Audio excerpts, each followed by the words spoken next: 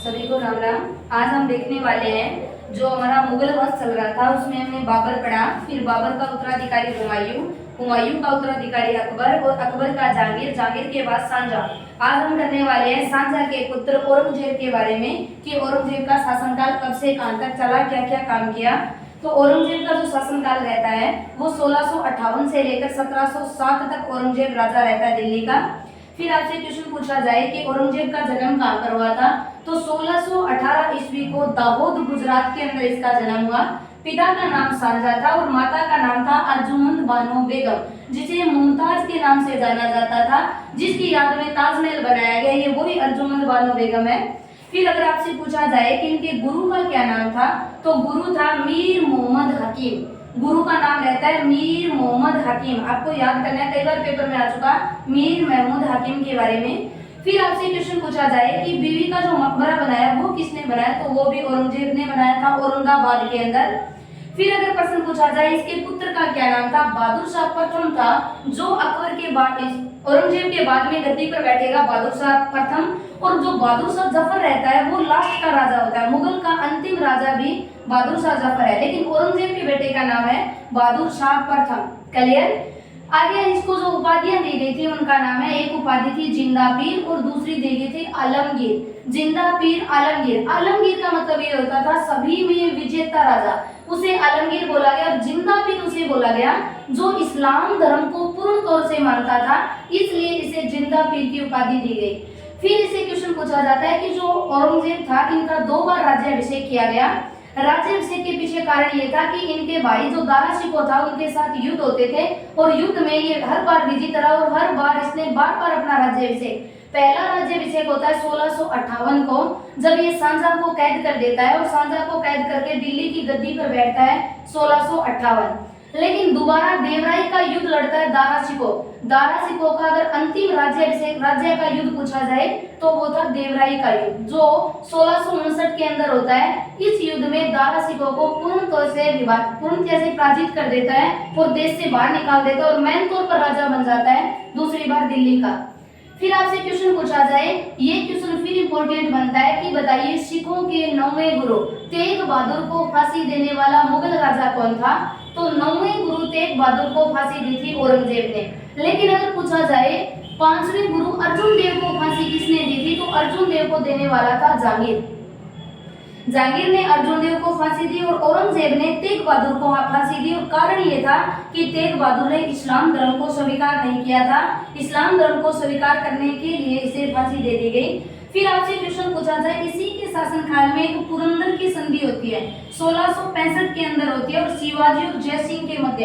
Very important question होता है कि बताइए पुरंदर की संधि किस मुगल शासक के शासनकाल में, तो औरंगजेब के। कब होती है 1665 को, किन किन के मध्य होती है, तो शिवाजी और जय सिंह। शिवाजी यहाँ से मराठा का आक्रमण हो जाता है मुगल शासक औरंगजेब के शासनकाल में। यहाँ पर मुगल के सामने मराठा आते हैं और मराठों के बीच में शिवाजी और जय सिंह एक संधि करते हैं 1665, उसे बोला जाता है पुरंदर।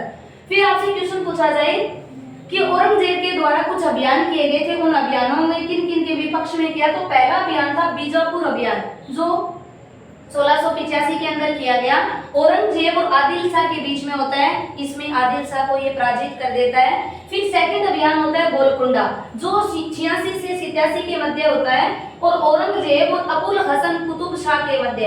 अबुल हसन कुतुब शाह इसमें पराजित हो जाते हैं और ये इन राज्यों को अपने राज्यों में शामिल कर लेता है। फिर आपसे क्वेश्चन पूछा जाए कि औरंगजेब की मृत्यु कब हो जाती है, तो 1707 को औरंगजेब की मृत्यु हो जाएगी और इसका उत्तराधिकारी बहादुर शाह प्रथम बन जाता है। अगर मृत्यु पूछी जाए कहां पर हुई, तो अहमदनगर गुजरात में। जन्म कहां पर हुआ था, दाहोद गुजरात में, और मृत्यु होती है अहमदनगर गुजरात। लेकिन अगर प्रश्न पूछा जाए इनका जो मकबरा बना है वो कहां पर बना है, तो औरंगाबाद महाराष्ट्र के अंदर इसका मकबरा बना है। वेरी इंपॉर्टेंट क्वेश्चन है मकबरे से, तो औरंगाबाद महाराष्ट्र में मकबरा बना। फिर अगर पूछा जाए कि लाल किले के अंदर मोती मस्जिद का निर्माण किसने करवाया था, तो लाल किले वाली मोती मस्जिद का निर्माण औरंगजेब के शासनकाल में हुआ। आगे अगर पूछा जाए ये जो नवरोज त्योहार थे, इन नवरोज त्योहारों को बंद करवा दिया था। जो यहाँ पर संगीत कार्य होता था उन्हें औरंगजेब ने बंद करवा दिया। औरंगजेब खुद वीणा बजाते, खुद संगीतकार थे, लेकिन यहाँ पर इन्होंने सभी संगीतकारों को अवकाश दे दिया था, कोई संगीतकार नहीं होगा, ना यहाँ पर नवरोज का त्योहार मनाया जाएगा।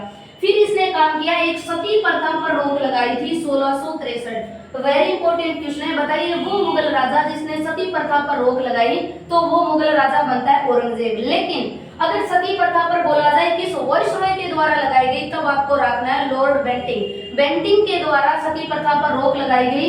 लेकिन राजा में पूछा जाए तो सती प्रथा पर रोक लगाने वाला मुगल राजा औरंगजेब था। अगर राय पूछी जाए तब राजा राममोहन राय के द्वारा यहाँ पर सती प्रथा का प्रस्ताव रखा जाता है। अगर प्रश्न पूछा जाए जजिया कर, आप जानते हो सबसे पहले फिरोज शाह ने ब्राह्मणों पर जजिया कर लगाया जो सल्तनत काल का था।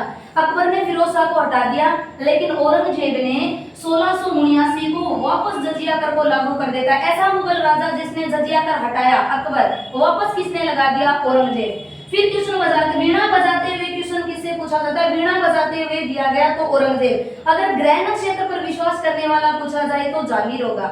आगे क्वेश्चन पूछा जाए सर्वाधिक हिंदू सेनापति किस मुगल के दरबार में थे, तो सबसे ज्यादा हिंदू सेना औरंगजेब के शासनकाल में थी।